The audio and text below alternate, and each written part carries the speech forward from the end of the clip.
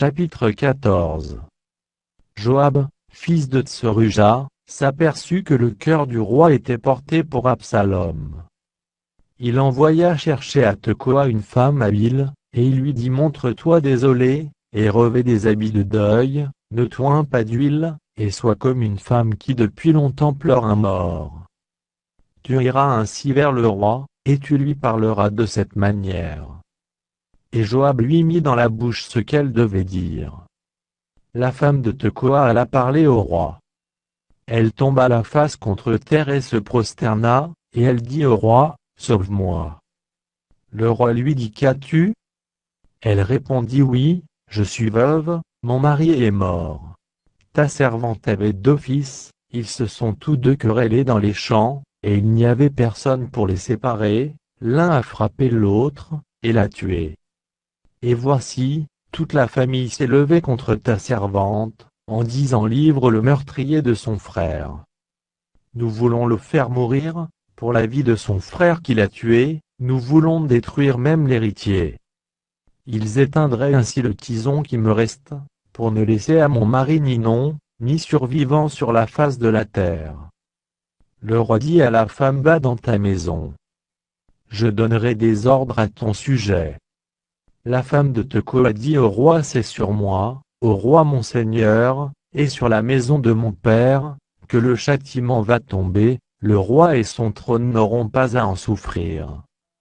Le roi dit: si quelqu'un parle contre toi, amène-le-moi, et il ne lui arrivera plus de te toucher. Elle dit: que le roi se souvienne de l'Éternel, ton Dieu, afin que le vengeur du sang n'augmente pas la ruine, et qu'on ne détruise pas mon fils. Et il dit: l'Éternel est vivant. Il ne tombera pas à terre un cheveu de ton fils. La femme dit: permets que ta servante dise un mot à mon seigneur le roi. Et il dit: parle. La femme dit: pourquoi penses-tu de la sorte à l'égard du peuple de Dieu, puisqu'il résulte des paroles même du roi que le roi, est comme coupable en ne rappelant pas celui qui l'a proscrit? Il nous faut certainement mourir, et nous serons comme des eaux répandues à terre, et qui ne se rassemblent plus. Dieu n'ôte pas la vie, mais il désire que le fugitif ne reste pas banni de sa présence. Maintenant, si je suis venu dire ces choses au roi mon seigneur, c'est que le peuple m'a effrayé. Et ta servante a dit: je veux parler au roi, peut-être le roi fera-t-il ce que dira sa servante. Oui, le roi écoutera sa servante, pour la délivrer de la main de ceux qui cherchent à nous exterminer, moi et mon fils, de l'héritage de Dieu. Ta servante a dit que la parole de mon seigneur le roi me donne le repos.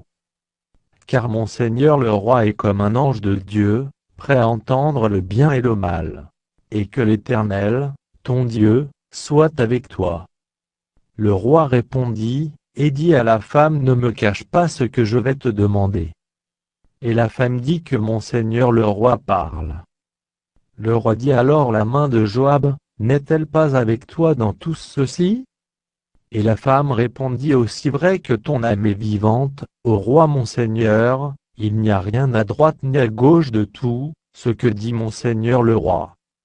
C'est, en effet, ton serviteur Joab qui m'a donné des ordres, et qui a mis dans la bouche de ta servante toutes ces paroles.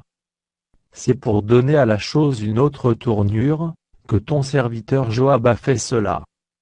Mais mon Seigneur est aussi sage qu'un ange de Dieu, pour connaître tout ce qui se passe sur la terre.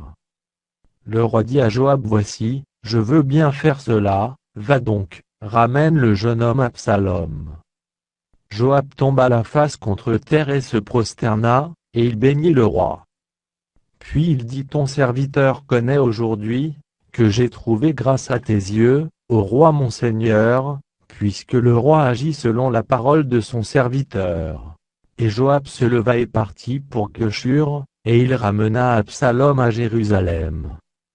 Mais le roi dit qu'il se retire dans sa maison, et qu'il ne voit point ma face.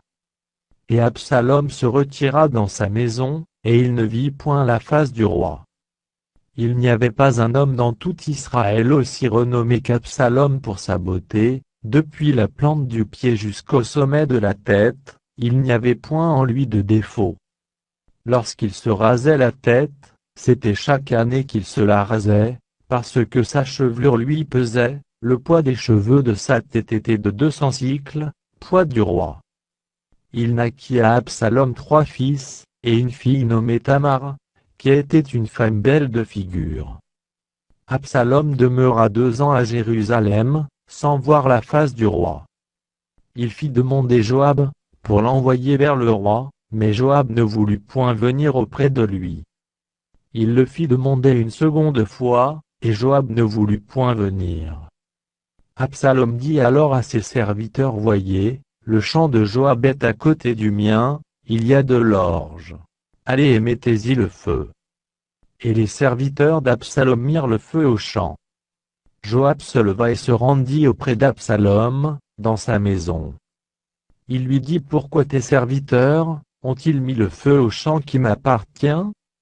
Absalom répondit à Joab: Voici, je t'ai fait dire: Viens ici, et je t'enverrai vers le roi, afin que tu lui dises: Pourquoi suis-je revenu de Gueshur?